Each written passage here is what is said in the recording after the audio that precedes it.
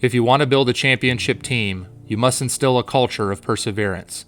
To do this, it must first radiate from within you as the leader.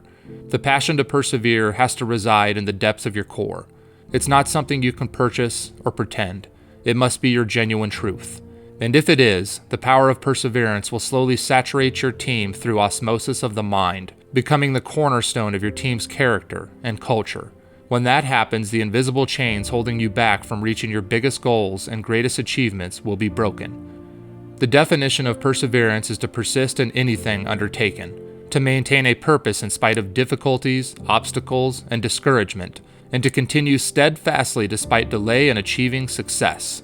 This means that whatever you start, you do not stop until you are finished, that you never forget why you're doing what you're doing, that the passion to succeed remains strong regardless of the struggles and setbacks you encounter along the way, because the fire inside you burns brighter than the fire around you.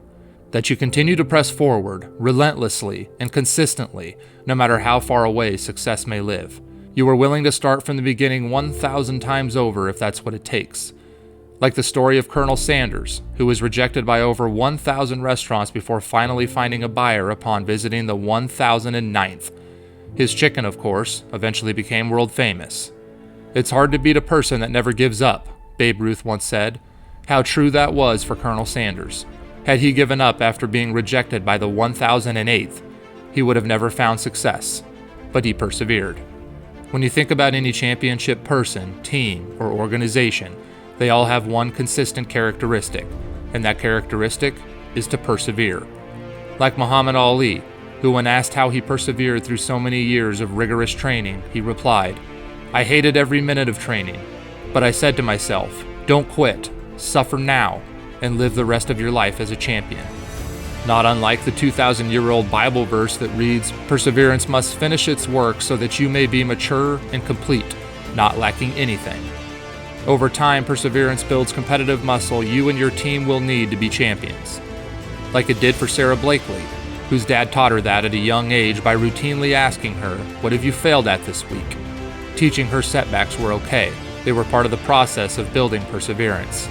When Sarah grew up, she founded the company Spanx, where she taught her team the character of perseverance as her dad taught her, eventually becoming the youngest self-made female billionaire in the United States.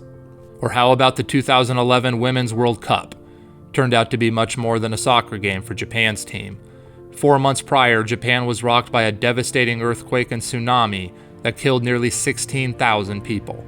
In the midst of the devastation, Japan's women persevered with heavy hearts through the tournament, upsetting team after team on their quest to the finals where they faced the highly favored and superior United States team. Like the others, the U.S. fell in defeat. They could not withstand the strength of Japan's perseverance and grit, and the women of Japan lifted the spirits of the people of their country when they needed it the most. So the question is, how do you build a culture of perseverance? It starts with you, the leader. You must have passion behind what you're doing. If you are passionate about it, your team will be passionate about it as well. Think of someone you love. Now imagine the mission is to save their life.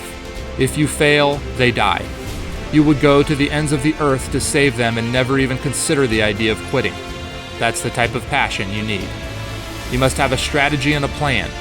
Your plan can change along the way, but you must always have a plan, because without a plan, you and your team will feel lost and hopeless, which will weaken your drive to persevere. But as long as you have a plan, you have hope, and hope fuels perseverance. You must carry a master's mindset. The difference between a master and everyone else is the master expects difficulties. They expect the plan to need to change. They expect it to take longer than they think. They know in advance they will need to overcome a constant string of adversities in order to reach success.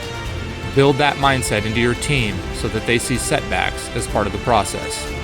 You must understand that perseverance has nothing to do with talent. It's a choice. You can choose to persevere or not. Remember what Thomas Powell once said, "With ordinary talent and extraordinary perseverance, all things are attainable." You must persevere in your relationships. A team with a bond that won't break is a team that won't break. And finally, you must remember that you are always leading two teams. The team as they are, and the team that they have the potential of being. Lead the latter. See the potential of the team when you look at them. This will help you persevere through times when the team is not at their best. When that happens, instead of feeling a sense of defeat, you'll feel a burning desire to challenge the team to be better and to rise to a new level. Time to start building a culture of perseverance, your championship team. It starts with you.